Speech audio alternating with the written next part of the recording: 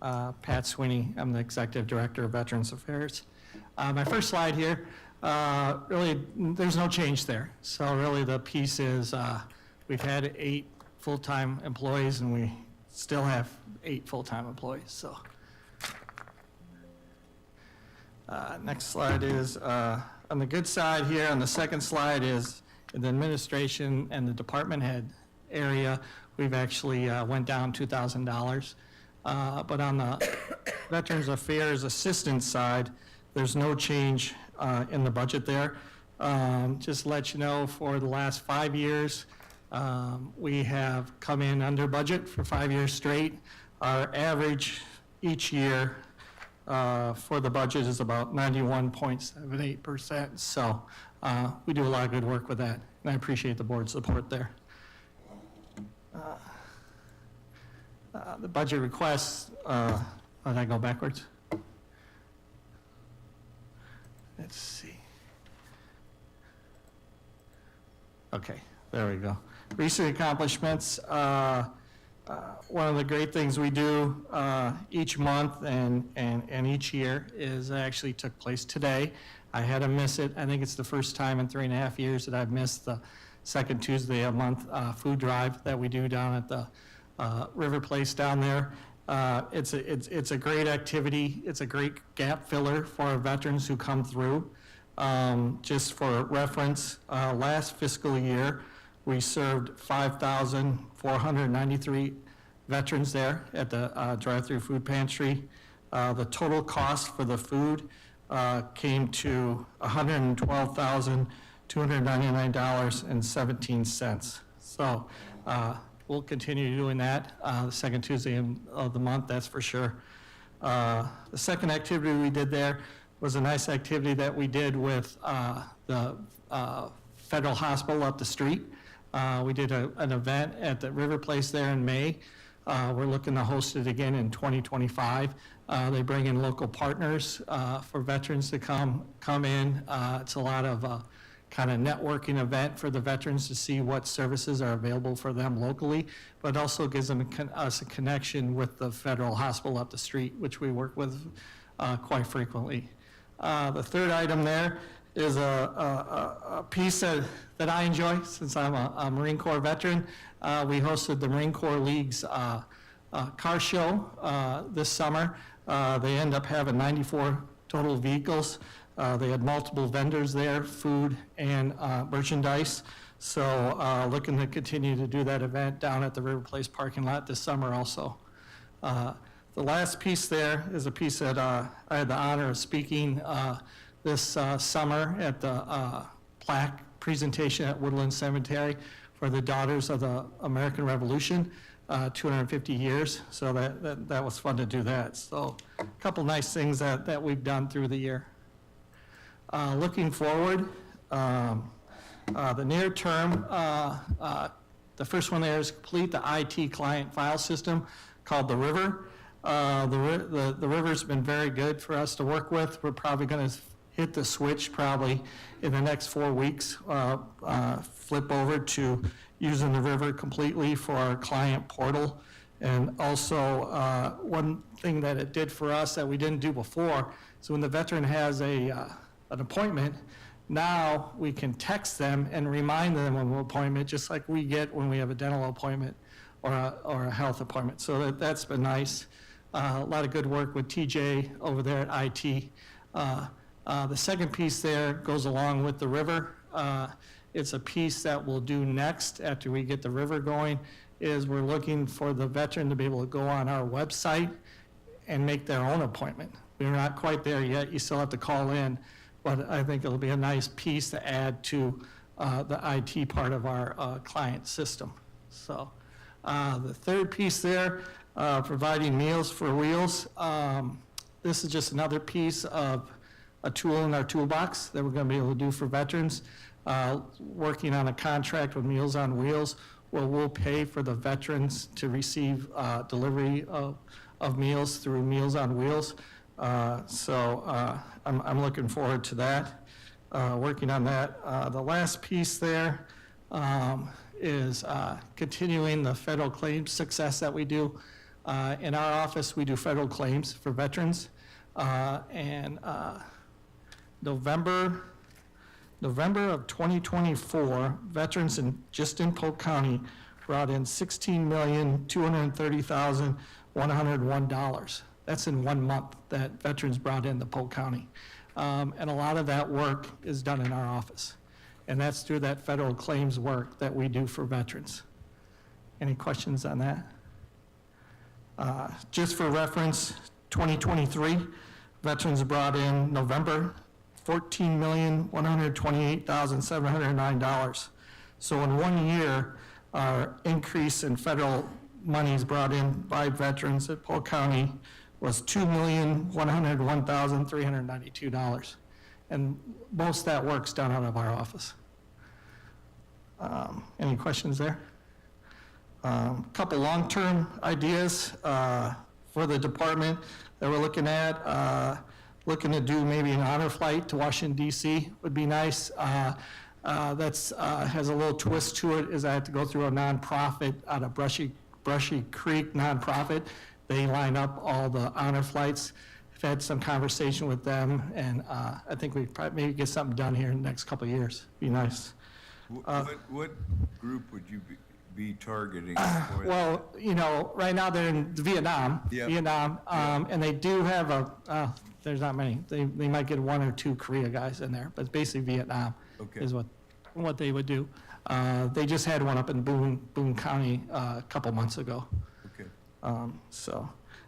The second thing there is I know this, not the total status, I know what the city's doing, but I know they're looking at doing a tiny home village, some type. I'm keeping my eye on that. I think if something gets worked out and gets done, it might be interesting to look at having a section of that for veterans. Not quite sure how the logistics of that would work, but I got an eye on the ball there for that.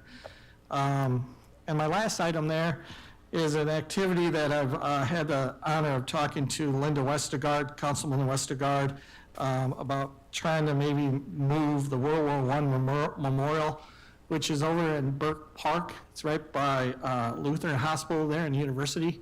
Getting it moved maybe to someplace that'd be more visible for that monument.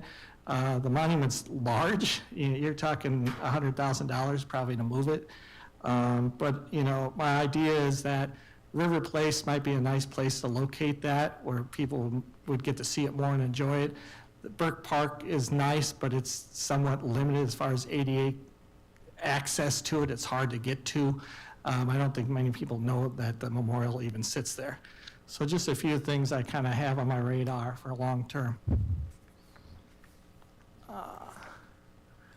That's my last slide. I got a little, in closing here, I'll give you my, I can't go away without giving you a story. Sorry, that's how I operate. We had a veteran, tell you a story about a veteran that we had in a couple weeks ago.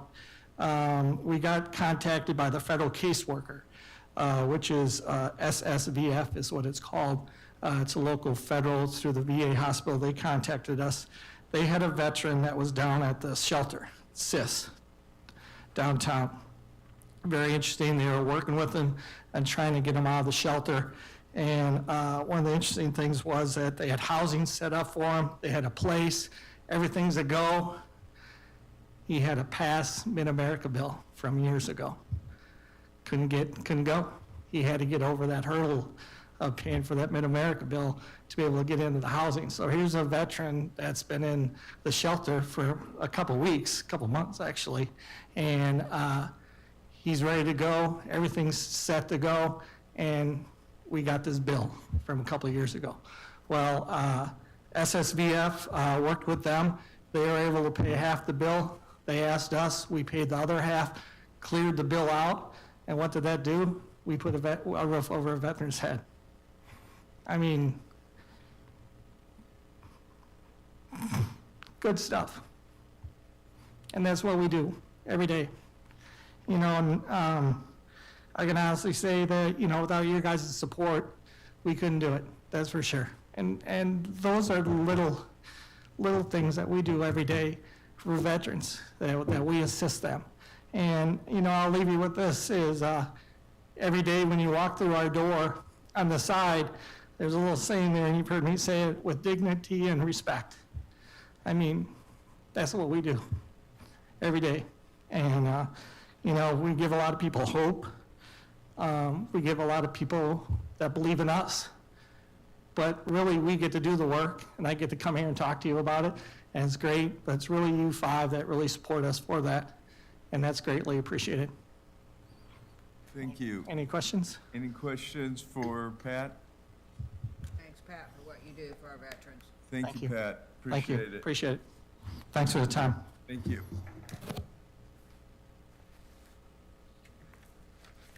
What's that? IT will be Our next. book's a lot different this time.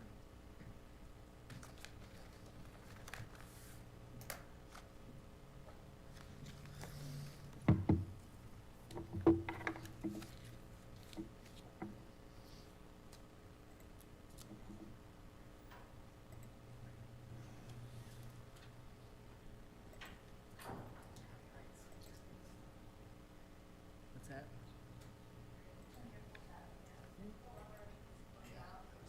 Good. It's right here, right? Old. It's getting older.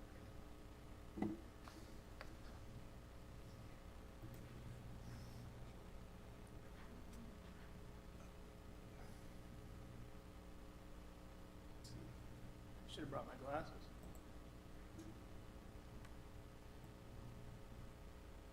Come on, aren't you Mr. IT? I can't, but you know, if I had What's my the- glasses on, I could. What's the deal here?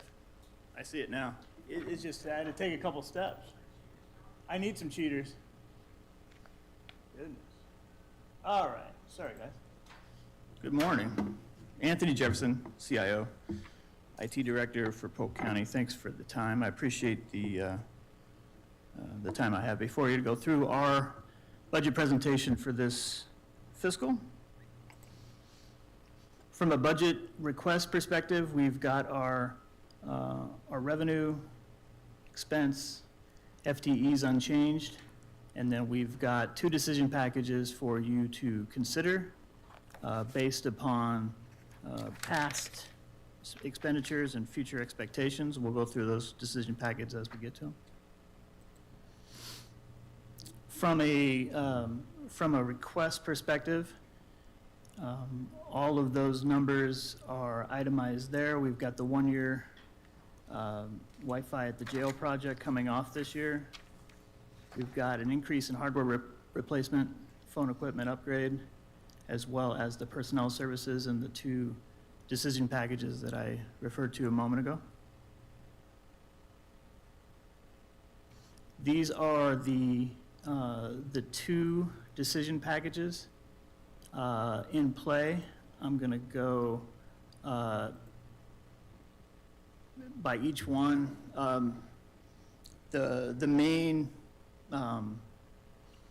strategy here when it comes to decision packages is that we have, you know, we maintain and install and support all the different software for all the different county departments and offices. Every year, those maintenance agreements or subscriptions, depending on the solution, increase, as well as sometimes there's increased licenses that we have to procure based upon adding staff or things changing, right? And so for years, what we've done is we've tried to rob Peter to pay Paul a bit by trying to reduce as much cost as possible, retiring our third-party systems that may be out of date or that we could potentially write a comparable system in-house. And so we've done that for years and years. We have gotten as lean as we could get when it comes to reducing a lot of those applications and costs therein. And so we're at a point now, especially with the transition in the market from traditional purchasing and maintenance agreements for software to a transition to subscription software. The annual ongoing is increased quite a bit. And so what we've done is we've worked closely with the board and the budget office to program into our budget those increases and those projections as we go across time. And these two decision packages are essentially for the current fiscal that we're in retro, and for the fiscal year 25-26 that we're presenting today, to include all of those increases that are included in all the applications countywide for all the departments and offices. And so the idea there is we will systematically and programmatically include these into our budget annually now moving forward, and adjust the target so that we don't have to have these decision packages every year. Because when times get tight and we start looking at decision packages, a lot of them, most of them that hit your desk are new projects, new initiatives that you could actually vote yes or no to. When it comes to my decision packages, these are essentially the maintenance costs for the software that's in full use. And so we're limited in what we can say no to unless we want to fundamentally go back and change one of the departments or one of the office's initiatives or workflows.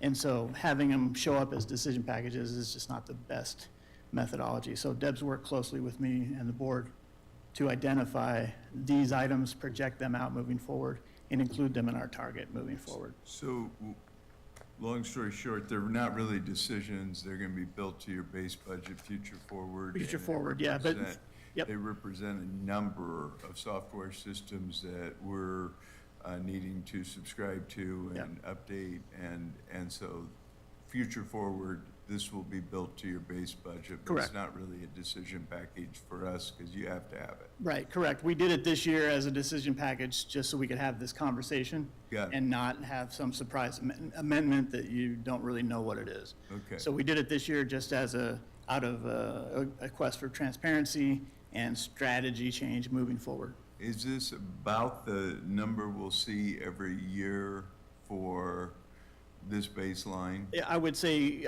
plus or minus 2%, probably. Okay. Yeah. Okay. This represents essentially 147 systems, Okay. applications that are spread across all of our departments and offices. That's helpful. Yeah. And I've got it all broken down if you want more detail. You're requesting an ongoing 9% annual increase to this, to that line item. Annual 9% increase every year? So what you see in the market is a plus or minus 5 to 6% average for increase in subscriptions across all these solutions, whether it be public safety, whether it be health and human services, things whatever we've purchased in the past, right? Plus or minus 5 to 6%, and then based upon new employees, new licenses, adding licenses for whether it's Office 365 or AI or anything that's just net new when it comes to adding licenses to systems that we already own, that's where that 2 or 3% come in. And so this number covers both things, maintenance and subscriptions and add-ons for existing staff to, let's say they have a new engineer where they had one before. Well, that new engineer needs a full license of Esri, which is not cheap, that sort of thing. So we have to add that, and it's a net new for that window. And so what we've done is we've gone back 10 years and we've projected out those costs and what were add-ons versus maintenance and subscriptions, and we rolled that into that formula. Why wouldn't that cost go into the department instead of the TV? Well, that's a strategy conversation for you guys to have. So I've been here 26 years. When I first got here, a lot of it was in the departments, in the offices. The issue I think that existed in those days is that you had non-technical resources in departments and offices making technical decisions and procuring software from technical companies and not necessarily being able to vet and develop the requirements necessary to get the right solutions for the users and for the constituents. And you combine that with the fact that there was no central organization, if you will, or central entity who was sort of keeping tabs on everything. What you ended up with is silos of departments and offices doing very similar things with totally different software packages. When there's somebody like an IT division that could look at a requirement, look at a project request and say, okay, we have a system that does something similar. How would that look if we scaled that up and leveraged that across that? So a great example is fleet management. We had a fleet management system in the old days that Public Works used it. We grew it, morphed it, and configured it so that now it's in use for the sheriff's office and for conservation and for general services. One package instead of 4.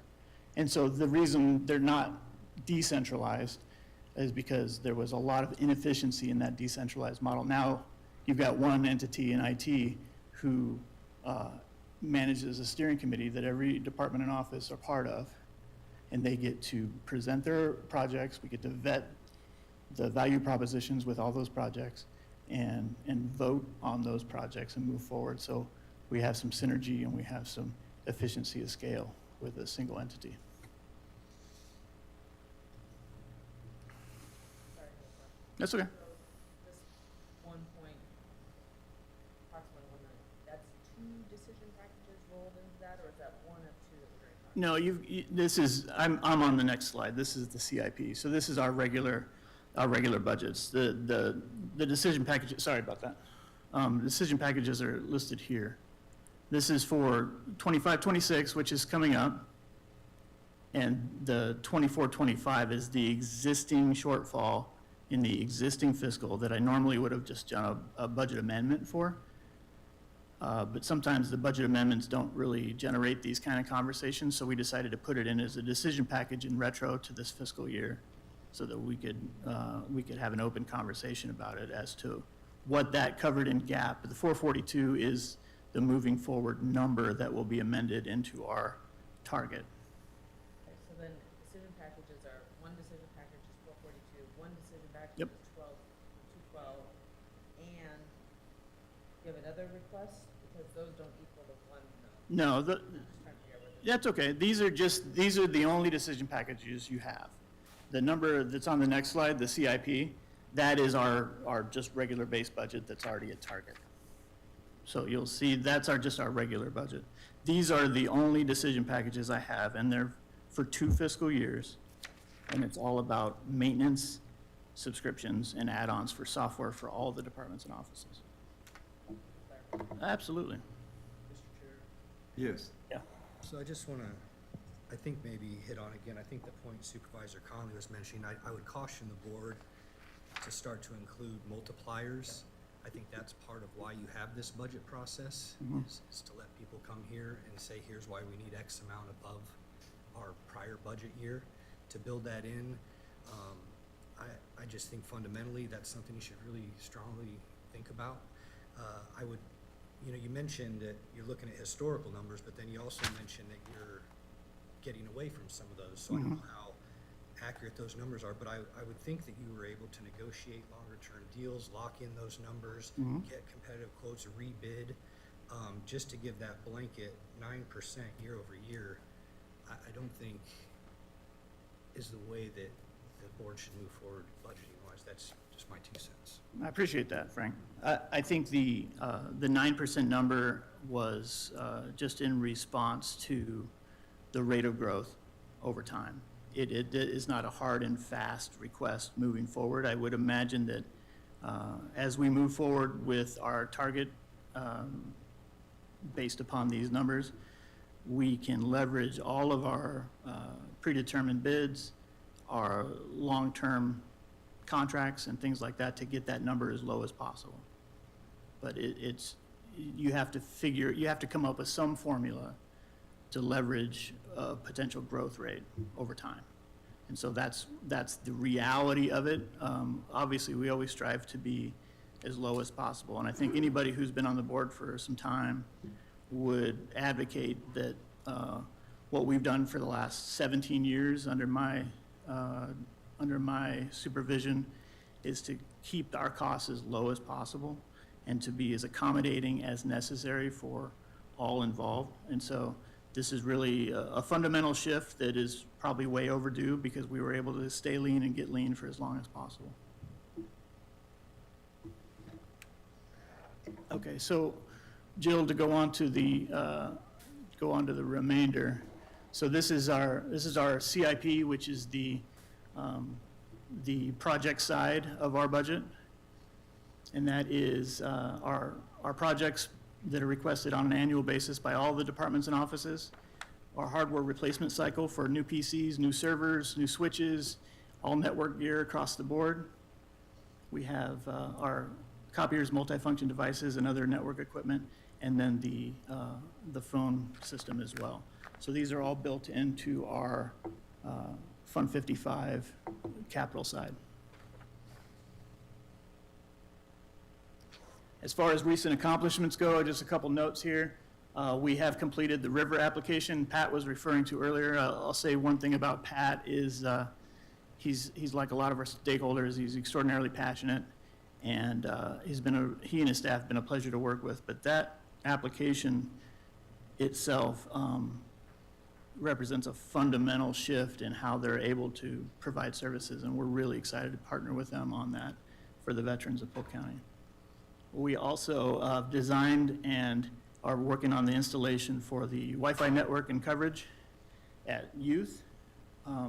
We've just finished hanging our last access points. As you can imagine, a building like that with cinder blocks and concrete is difficult to get signal bouncing around, and so when we moved to WebEx and network-based phone, it presented some challenges when they're walking kids around for security reasons, so we had to kind of beef up our infrastructure over there. This is improving their safety that they've been asking for a long time, correct? One component of it, for sure. Yeah, when they're walking kids around and they've got a phone, Yeah, and they're, calling ahead to a gate to. nobody can the hear door. them. Yeah. Miles away and all Right, that. and so we've put in existing and additional access points to make sure calls don't drop and make sure the communication is really solid across all the department pieces within youth detention.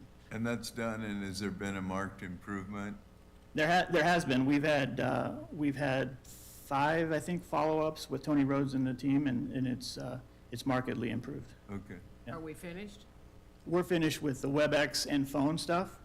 I don't know what you speak of when you talk about their other safety, but that was our part of that piece, was the phone coverage and the Okay. drop calls. We've just heard about dead zones. And Yeah, that's primary. like when they would go to the kitchen, they couldn't keep a call, or when they would go to obviously when they go in the freezer. There are places that you would expect to have dead zones, but we Yeah. actually had corners where they would go around said corner, they would lose a call. They'd still have a signal and they could, reconnect, but nobody wants even a 10-second drop when you've got kids in flight. So Right. we just added a bunch of access points to keep those zones from being there. Another thing recently, we have procured, designed, and we're in the last stages of configuration for the Intergov replacement. For those of you who are familiar with the public works space, Tyler Technologies and Intergov, it used to be one of the flagships in that space for permitting and collections for all of, certainly the Midwest, even nationally. And when they were acquired by Tyler, which was roughly 3 years ago, significant changes. It was a bit of a nightmare acquisition story where they kind of orphaned it off, started working on new stuff, didn't really allocate the resources that they had before. One of the challenges with a merger and acquisition. And we went out for bid, worked really closely with Brett and the Public Works team to identify a new solution. And we procured, designed, and we're in the last stages of configuration. We go live in about 2 weeks. So OpenGov is the new solution, and right now we're just buttoning up all the things like Curbit and Hamilton Drain and reports and things of that nature, but it's going really well. A lot of good feedback from Public Works, and I think it'll be very successful. Diving into some upcoming stuff in the near term. Obviously, we have marketplace proof of concept completion, Black Hawk, Johnson counties for attorney collections. We have a board staff scheduled for February 12th, where we're actually going to bring in some of the partners and talk through how they use Marketplace and make sure that our new board members and those of you who've just been disconnected from Marketplace get a kind of a reset on what it is and how it works and who the players are, how we support it, and all that good stuff. That'll be February 12th, we'll be here.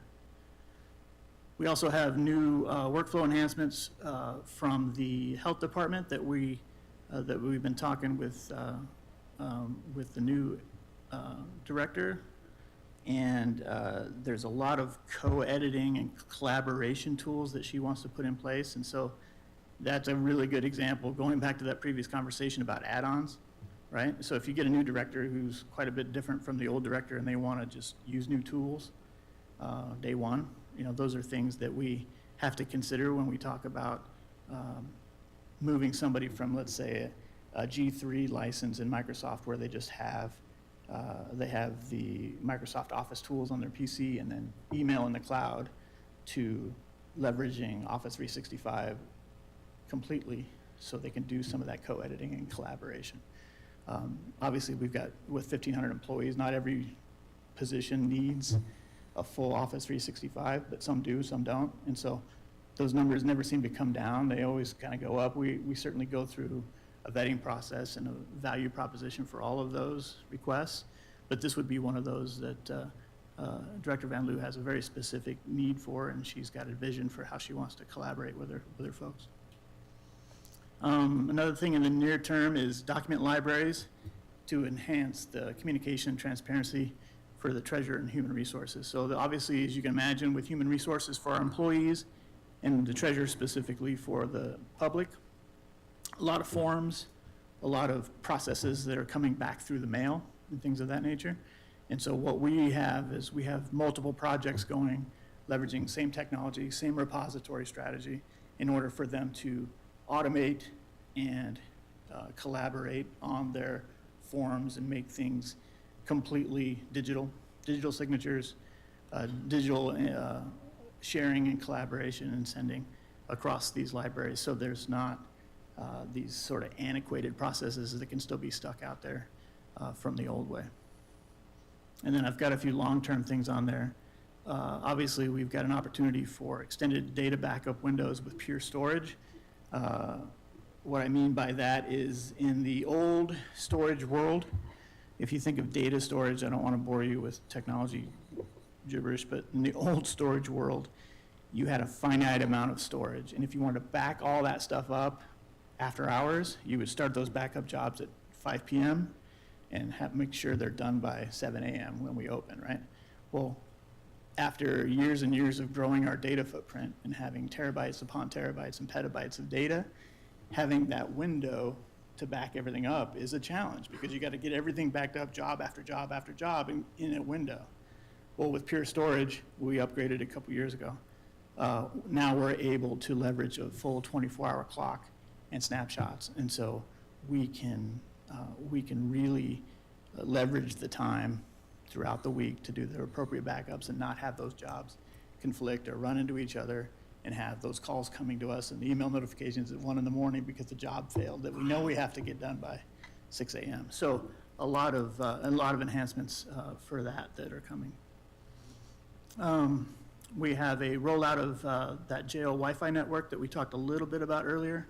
I just talked to the sheriff's office, and I think we have a good green light to move forward with the cabling and the Wi-Fi, and they've got a separate project to handle some of the inmate movement down the road. And obviously, that's already in our budget. And then we have the final design and implementation of the SOCMS portal for civil. The civil portal, or the civil application, is in production and has been for quite some time. But now the next step is to develop a portal inside of that so that they can collaborate with their law offices and their financial entities to organize collections and payment. And so it's the next step in that project, but that'll be a big help for that civil division. So we're running with that one too. TJ, on the Yes, sir. extended data backup storage, Yeah. Pure Storage, where is that? Is that cloud-based, or is it a data center, or is, It's striped across both of our data centers. okay, Yeah, so it's all on-prem. okay, And the utility leverages both data centers to to feed that 24-hour cycle with snapshots. And so none of the backups are coming from the server itself and the backup storage itself like they did previously, Right. where you're tying up those resources on that box. We don't do that anymore. So now we can take snapshots and run the backup from the snapshot. So even if something is changing, it doesn't affect the backups. And so it's a very nice system, and it really lets us leverage that secondary data center that we have over at River Place to manage the clock and keep users from having conflicts or restores or lost files or anything that comes from backup jobs failing. And is there a cost challenge with that one? No, I mean, you've already made the investment a couple years ago when we put in Pure Storage. Okay. So this is one of the benefits of that footprint and that platform. One of the reasons we went with it in the first place. One of the Great. many. Great, thank you. But, and I don't think there's I think that's our last slide. So I am fully available for any questions, Any questions? any for- clarifications, anything I can provide. Questions, clarifications? I think you're good, TJ. Thank you very much. Yeah, my pleasure. Appreciate it. You bet. Sheriff?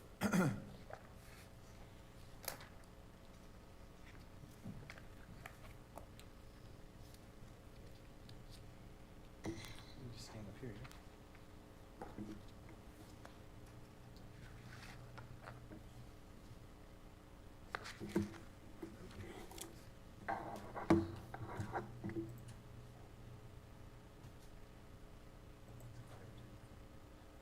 Yeah. I can't see that far.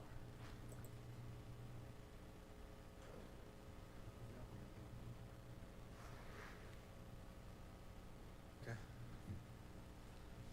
Good morning, Mr. Chair, Board. Thank you. Kevin Schneider, your Polk County Sheriff. As most of you know, I dress a little different than everybody else. So I'm going to go through some of these things. I'm going to turn a lot of it over to Frank Marasco, who used to be my budget director. And we'll walk through it, and then I'm sure you'll have some questions, and we'll try to answer them as best we can. So Frank? Sir. Good morning, Frank Marasco.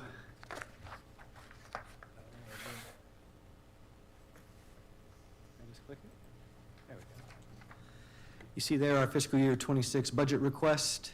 Our estimated revenue is $20.4 million. By no means are we in the business of making money, but we do find appropriate ways to generate revenue. And that's important because you see our expense, 93 million. That 20 million goes towards offsetting our expense allocation, almost 0.25%. So 22% comes off that net tax balance utilization. Our current FTE is 554. And then our detailed request, or excuse me, our decision package for $600,000, which I'll get to. 20 million, like, stay in your department to offset, or does it come to us and we give it back to you? It goes into the general fund. And then, so then at that time, like if we had new revenue, then the board could use that revenue however they see fit. The sheriff's office would usually make a case that, hey, we're generating X amount in revenue, we'd like to use it to some correlated expense. So a lot of it goes towards jail operations. I don't know what I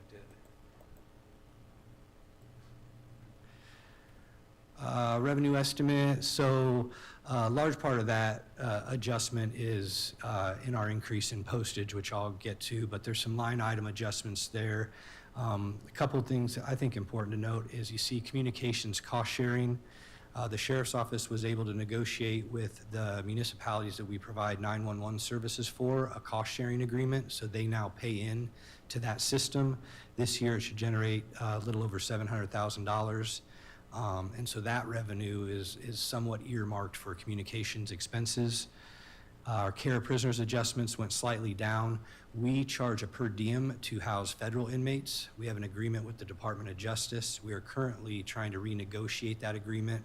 Our current per diem is 105. Our expenses, especially since COVID, have inflated greatly. So we're going to try to negotiate a number, hopefully around 170. So it'll be a significant increase in revenue there. Otherwise, it's just. Where are you on that negotiation? So we have submitted, so it takes a lot of time and work for staff, especially Curtis Pion and Tom Caligiuri, who are here today. So submitting all those numbers, all that data so that we can reinforce our position. outlining all of our expenses. I mean, it comes down to everything from utilities to a percentage of the sheriff's time. We throw everything in there that we feel is an appropriate cost to run that jail. And so we'll probably start, I would think, in the next couple weeks to deal directly with the DOJ on trying to get a new rate. We have a really good comp from Pottawatomie County that got to 150. So obviously we're significantly larger, more complex. So feel really confident about that 170 number. Our expense request, $3.3 million increase, largely due to salaries and health insurance. As you see there, the 2.3. Our jail medical contract increase is going up 4%, and then just some miscellaneous adjustments. The decision packages totaling $600,000 are outlined here. First, with our armored vehicle postage, there's an increase in the expense line for postage, but then we're offsetting that with the revenue, and that's an increase in the garnishments that we complete through our civil division. And then the law enforcement supplies, that is for ballistic vests and sniper materials, optics, specific to the jail first responders and our SWAT team, Metro Star, that we partner with Des Moines on. We're working on a long-term plan, but that $66,000, those expenses come around about every 5 years, and they are due just end of life this coming fiscal year. So how would you use the armored vehicle? So, Sheriff, did you want to touch on that? Sure. I'll give you just a few examples. One of the reasons we hope most of you two came from city councils. So it's like buying a fire truck. It's a huge expense and you hope you never use it. But when you need it, you need it. We use it for citizens to protect them and rescue officers when we do these search warrants. Over the last few years, give you an idea of the firearms that we've seized, 96, and we don't have a total count from last year, but as of now, 96, 159 the year before, and 102 the year before. So you can see it's increasing. Reuters put out a report just recently, ghost guns, which are the guns that are being manufactured on these computers, up 1,600%. That's the ones that we've seized in law enforcement, 1,600%. So we know we're getting more and more of a violent crime. So I hope that we get this, this is my third year asking for it. I hope if we get it, we use it for training only. But we had a situation the other night in Grimes where we were out, a gentleman had mental breakdown and taken his wife hostage at gunpoint, and we waited for 45 plus minutes to get the armored vehicle down that we borrowed from Des Moines out there on the scene. Luckily, everything worked out okay. So far, we've borrowed from everybody, but we always, we are the largest sheriff's office in the state. So if you figured out some of the facts that the register just printed in the paper, I'm asking you for 68 cents a person to try and keep people safe. So that's how we would use the vehicle. Thank you, Sheriff. So is Des Moines the only community in the metro area that has computers right now? Yeah, Des Moines has one and State Patrol has 4, but they're regional. So when we had the officer involved shooting where the subject tried to kill our officer and shot at him, and right down from our office at the what used to be called the Budget Motel on East 14th, we had to use the State Patrol and Des Moines, which we needed both, and luckily State was getting serviced, so we were able to borrow theirs as well. So Every community right now relies on Des Moines. Do they have an agreement with them? well, a lot of our communities are part of Metro Star, like we are. So we have an agreement there, and we have a REACT team that goes with Metro Star, so they have on-call, and they do that I believe it's like every other week or every third week. So, and I think the west side suburbs may have some type of a vehicle that they use, but when something like that happens, everybody's coming. So you need all the equipment that you can get. So that's how that works. And we would obviously respond to Ankeny, to Urbandale. Anywhere who needs us, we're going to go with that vehicle.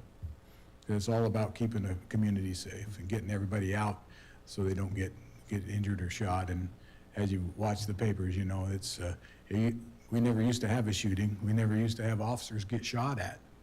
And that seems to be more and more of an everyday occurrence. It's not a good thing.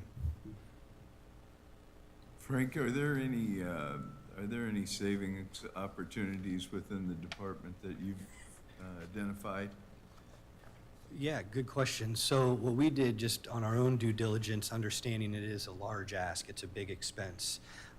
We looked at our vehicle fleet to see if we could offset there. We were able to eliminate one patrol vehicle. So what we would propose is that approximately $65,000 go towards this expense right off the top. So there's 20%. And then we also have a stock of ammo that we are no longer in need of. Don't need that for training as we switched from a 40 to a 9mm. So we have this store of ammunition that we can sell to other municipalities, which is about $65,000. So we would propose that we put that revenue towards this expense. And then we're working with the law enforcement contract cities, Grimes and Bondurant, who are very receptive to paying in. We haven't agreed on how much, but they agreed to pay a portion of this. We're going to work with the schools as well, which I'm not as optimistic. And then we also applied for the second year in a row to a Prairie Meadows grant. I feel a little more confident on that because we will be able to have matching funds. So the hope is at least to knock 20% of that off the top, just so the ask is not quite as big. Excellent. Don't you have to replace the ammo with what you are using now? No, so ammo is difficult to get in mass, and there's a lot of times like when there's a shooting or different economic situations, we have to get it way out ahead. And so we're good with what we have now. We switched our duty weapon years ago, I don't know how many years ago. So we have ammunition that we no longer need for training purposes. So, but there's still a value to it for other agencies that do carry that type of a weapon.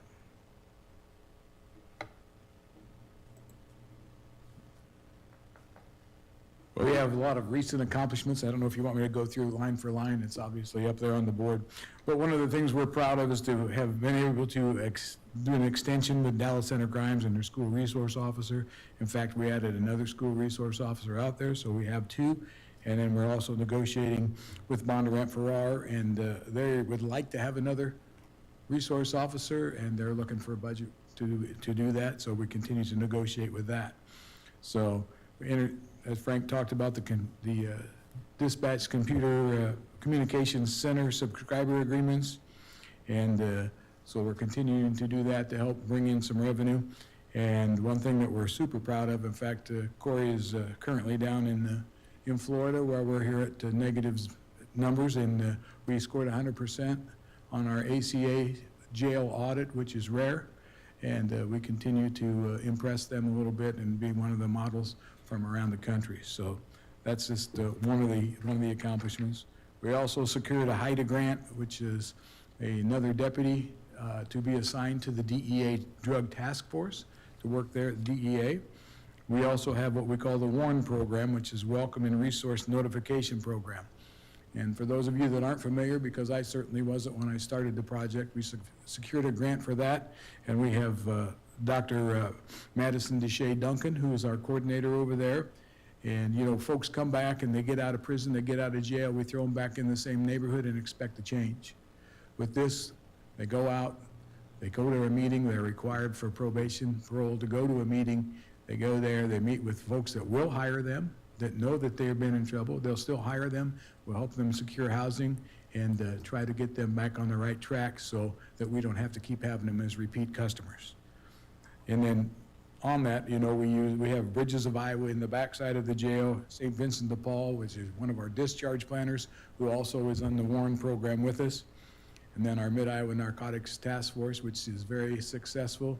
One of the most successful task force in the Midwest, and you don't hear a lot about them because we don't advertise all the things they do. But you can count on if there's a big raid going down that they're involved in it somehow. And we have 17 different agencies that work in that program. We also have the methamphetamine hotspot grant, which meth is still being produced, still very popular. We just don't seem to notice it as much because it's not being done in the cornfields like we used to see where they were making it here in Iowa. So, and then Governor's Traffic Safety Bureau is also one of the folks that we have a grant with to go out and do traffic enforcement, and they'll do special projects. You often hear about them around Christmas time out in West Des Moines near the mall. State Fair time out on the east side and near the fairgrounds, so. And TJ talked about the streamlining of the civil garnishment process. So we've done that and worked with the IT department to make that more sophisticated, and we serve a lot of garnishments for many, many of the law offices not even located in Polk County. So we do that and do a good job of it, so that's why they come to us. We switched over to the TASER 10, which is integrated with the body cams, and so that's an improvement. And one of the photos that I'll show you, hopefully it'll come up next. If you click it, there you go. One thing we're really proud of, and we couldn't have done it without the board's help. Don't forget this, because all these are things that, the things that you guys helped us accomplish. Our fallen officer memorial, our new facility out there where we host a lot of trainings from people all over the country, and then the new jail Sallyport that's almost done. We're just waiting on some door locks and some computer stuff to be done, but we're going to be able to use it. And that does two things. Number one, officer safety, inmate safety, so they're not slipping and falling, getting out of the van, and then they have a claim against the county. So we host the Northwestern University Police Staff and Command for many states. And that's because of that good facility that we have, and people hear about that. And they have people that we don't even know that are calling us wanting to host classes with us. And our K-9 program, we've upgraded our K-9 program. We've always had three. We have three really good ones now. We're able to disperse them on the shifts. And they've got some good history. In fact, the other night we had a little high-speed chase with the bad guy, and we assisted Des Moines, and the K-9 found him, tracked him down, and he had to be persuaded by the dog to surrender. So that was something he probably won't do again. We negotiated a contract with FirstNet. We have a temporary cell tower at the jail, and get paid for that. And TJ talked about converting the jail accounting system. That's going to be another project that we've gotten done. And then the Sallyport that I showed you there from General Services, and General Services did a great job getting that done for us. So, and the next slide for the upcoming opportunities and consideration. I guess I should have asked if there's any questions on all that I rambled through. All right. Renegotiate, as Frank talked, we're trying to renegotiate our U.S. Marshal contract for our per diem, our inmates. We're negotiating a SADEL resource officer contract, which you also currently have a SADEL officer over there. We currently do the security, I should say law enforcement, out at Saylorville Lake. So we have a contract to provide law enforcement for the Saylorville Lake area, which includes all the campgrounds, some of the bike trails, all the things around, in and around Saylorville Lake. We're currently working on the upgraded computer dispatch, where all three dispatch centers can talk together. We currently can watch Des Moines PD's traffic, they can watch our traffic, we can work back and forth with them. The only outlier is Westcom, which goes way back before my time as sheriff, and we're still trying to work on that and get that pushed forward. And then we're working on a amendment to the Raycom Master Service Contract, and that would include the new tower that's been deemed as structurally unsafe at Polk County headquarters. So we're using our 911 funds for that, and then we're going to replace mobile desktop radios and all the subscribers. That comes out to about 500 units. And then the Polk County schools, all the SROs, we have what they call a bi-directional amplifier, which is like what TJ was talking about, not being able to talk inside the buildings on your phone. It's the same thing on the radios.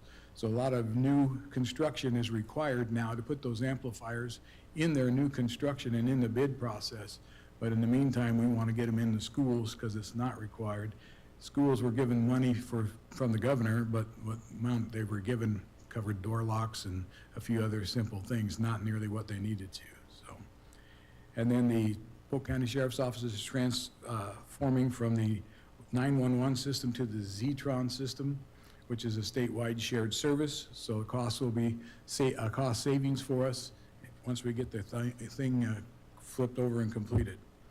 And we're also implementing what we call Pro QA for the emergency fire dispatch, which means whatever dispatcher or whatever agency is calling in a fire or going on a call, it'll be handled exactly the same. So it won't be individual dispatchers doing their own thing, and it won't be individual fire chiefs doing their own thing, but it will be, it'll be all professional and the same. So- When's that tower project gonna occur, the new tower coming in? Well, we are ready to get the bids, and I think it's out right now for, yeah, so we've got the contract amendment ready to go, and then And that's a shared cost that would, system. I think we have very little cost in that, if I'm right. It'll be our 911 funds. Right, so the Yep. money that we get from 911 will go to that. Okay. So it won't be just coming out of the general budget, it'll be coming out of the 911 funds. What Okay. about the amplifiers? The BDAs, Yeah, yeah, the board approved $1 million, I believe, last time for those to move forward if we couldn't get the school money from the governor's office, and the school money was already spoken for and used, so that's where we're sitting. We can move forward with that as well. So that was money that you folks had already so it's already in the pre-planned. budget? Yes, ma'am. And describe what those are for the new members. Right, a biodirectional antenna is basically an amplifier that amplifies the signal for radio communications. So when your cell phone won't work inside the building because the signal's blocked, all it has to do is get to this amplifier, is my understanding, because I'm not a radio guy, but get to this amplifier, and then it will enhance the signal and be able to communicate in and out of the building. So that's what I thought a BDA, biodirectional antenna, I'm thinking of the old TV where you had to turn the rabbit ears, but they straightened me out, said it wasn't quite that simple, so. 330,000 each? So the amplifiers are roughly, last time we got a quote about $66,000 each. And it would go in every school that we have jurisdiction over. We worked with Congressman Nunn on a grant. We were one of the finalists and didn't get it, but the money is already allocated, so we're just waiting on getting the project started. So it's every school in those 3 school districts. I believe that's right. I think we've got them in all the schools, definitely all the schools that we have school resource officers for. And eventually, we'd like to see, all the ones in Polk County, but some of the other jurisdictions will be responsible for their own, so. Why do we have a tower that's not structurally sound? Because it's like me, it's been there for a long time. But I'm structurally sound. Yeah, that's why we've got a difference. So we know, they finally did a test on it. We weren't aware of it, and they said, no, it wouldn't be structurally sound. And I think probably because of the increase in some of the winds and the derechos and things that we've had, that made it more of a priority item for them to do a test on.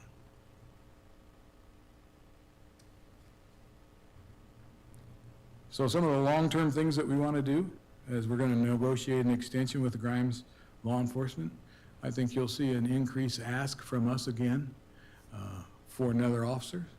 I project that they're going to want to add another officer per shift because of the number of traffic that they're seeing, the number of folks flowing through, and their population that continues to grow. So, and then we're going to expand the school resource officers. Like I talked about, Bondurant would like to have a second officer. And we're going to upgrade and replace our public safety 911 logging recorder, which logs everything that comes into our dispatch center. And then replacing the portable radios, refreshing the communication center equipment and furniture. We know we need to make some improvements on the firing range out where we practice. We have I've talked with Chief McTaggart already about partnering with us on this and helping share expenses.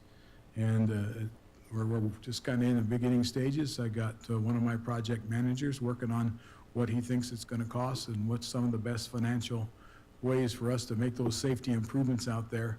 And then we'll keep whittling it down and come up with a final proposal with ourselves. And if Des Moines has the money and wants to partner with us, we've already extended the offer. So. And then we're providing the cybercrime intelligence and the analytics, go easy for me to say, in surrounding agencies. We have a gentleman that works for us who we're fortunate to have. He is a cybercrime guy. way above my capabilities, but he is still part of the Secret Service task force that comes out of Kansas City. One of the only ones in the Midwest that's recognized as being one of their experts, and he works for us. And one of the things that we kind of are bragging about, you know, we're all victims of these crimes, and these folks are getting called and getting money sent. And one of our detectives who's on the FBI Cybercrime Task Force just came back from Africa with a prince in custody, and he is now sitting in the Omaha jail. And they seized all of his assets and welfare, all the money that he was raking in, and they've seized all that, and he will be processed for the crimes, and hopefully some of the money will be getting back to some of the victims. So it was quite a deal. And some of that is being done because we were able to chase down IP addresses, follow up, keep moving, and a lot of them, one of his specialties also is the Bitcoin.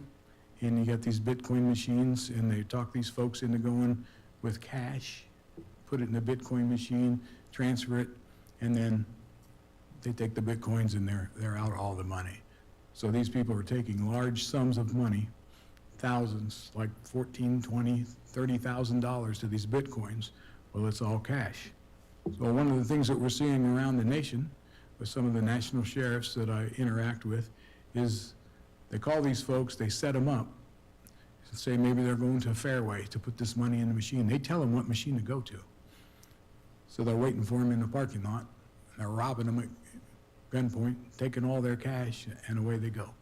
So we're seeing an increase in that around the country as well. So hopefully we can continue to push forward and slow it down a little bit. We did put out like a bumper sticker, so all the Bitcoin machines in Polk County have a little sticker on there that tells them to stop. You may be being defrauded, and we just recently got that accomplished and worked with all the folks that had the machines, their vendors, these stores that let them put them in there. We're thankful to have that because they make a percentage off, obviously, of having the machine in there, but they don't want to think that they're part of the scam and they're part of the criminal network that's getting the money. So we're going to continue to host additional national and regional trainings at Polk County Sheriff's Office. And what that does for us, obviously, it makes Polk County look good nationwide, but it also helps us defer costs to sending our people to training. And we always are able to negotiate a few seats in the room for our guys to get the training and gals to get the training. So it doesn't cost us money to keep them getting trained. So, and our goal and my goal as the sheriff is and Angela's heard it before because I always come and ask for money, but is to provide the best public safety we can for our citizens in Polk County, and especially the school children. The last thing I want is to have a school incident where it devastates the community, it devastates everybody around, and Perry is way too close, and I did have a personal friend that was there that day, and just something they're never going to get over. And the officers that respond to it will never get over it either. So we hope that we never have to see that happen. So that's my goal, to keep asking for more and more, but I try to be frugal when I can be. Yes, ma'am. Well, I see that we're looking at purchasing 1,000 more new radios, right? And that probably goes up with the contract up here with Raycom that we're negotiating all. Yeah, they're basically, my understanding, they're replacement radios, not extra radios. It's end of life. No, I understand. Okay. Forgive me because I'm slightly fuzzy on this, but it's years ago, but when I sat in the conversations early on with the radios, and there's 2 or 3 different systems out there, 2 or 3 different radios, and they're all on different contract period times, and that was years ago. Has there been any conversation about bringing it together, or before we set down another road, like, are we Right, us, really comfortable with this one, that we went that route, or do we want to look at the options before we sign an extensive contract that's gonna right. lock us in? Personally, I'm comfortable with them. I think they do a great job. One of the arguments I did have when Des Moines went to a different system, where they used Motorola, we used another one, which is Harris Communications, the same things the military uses. And I told them I didn't care if it was a Motorola or if it's a Harris, as long as we can both drive down the freeway, that's what matters. And we're able to do that now, except for West Des Moines. Like I said, they've got one more glitch that they're trying to figure out over there at West Des Moines, but we can still flip to another channel. They can be patched in and we can still talk to everybody, and even State Patrol now, because they run their own deal too. As long as we're all driving at the same time. That's my goal. Question for you.